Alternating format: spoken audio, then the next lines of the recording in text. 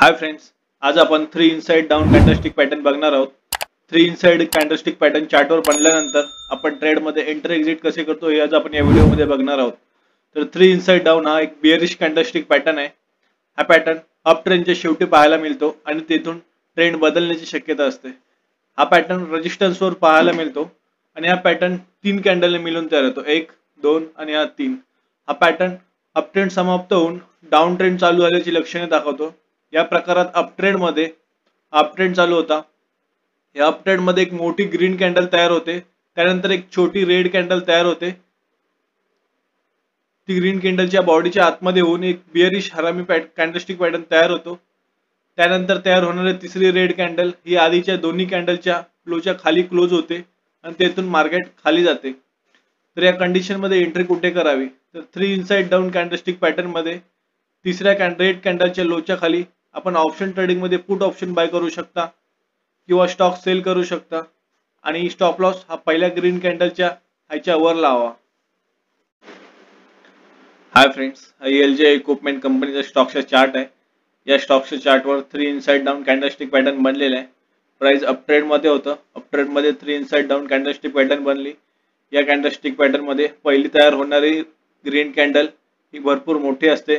त्यानंतर तयार होणारी रेड कॅन्डल ही पहिल्या ग्रीन कॅन्डलच्या बॉडीमध्ये सामावलेली असते। त्यानंतर तयार होणारी तिसरी रेड कॅन्डल ही दोन्ही कॅन्डलच्या लोच्या खाली क्लोज झाली असावी, तरच तो perfect 3 inside down candlestick pattern मानला जातो। आता आपली इथे एंट्री झाली असती 720 रुपयाला, किंवा आपण इथे स्टॉक सेल केला असता किंवा हीच जर पॅटर्न आपण बँक निफ्टी मध्ये किंवा निफ्टी मध्ये हा कॅन्डलस्टिक पॅटर्न झाला असता तर तिथे आपण ऑप्शन ट्रेडिंग मध्ये पुट ऑप्शन बाय केलं असतं।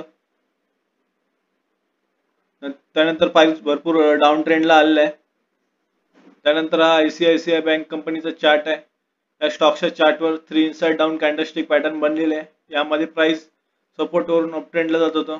इथे पहिली तयार होणारी ग्रीन कॅन्डल ही भरपूर मोठी होती। त्यानंतर तयार होणारी रेड कॅन्डल ही पहिल्या ग्रीन कॅन्डलच्या बॉडीच्या आतमध्ये सामावलेली आहे। त्यानंतर तयार होणारी तिसरी रेड कॅन्डल ही दोन्ही कॅन्डलच्या लोच्या खाली क्लोज झाली। इथे आपली हा एक perfect 3 inside down candlestick pattern बनला। इथे आपली एंट्री असती आणि स्टॉप लॉस हा पहिल्या ग्रीन कॅन्डलच्या हायच्या वर, तिथून पण प्राइस डाऊन ट्रेंडला गेलेला आहे।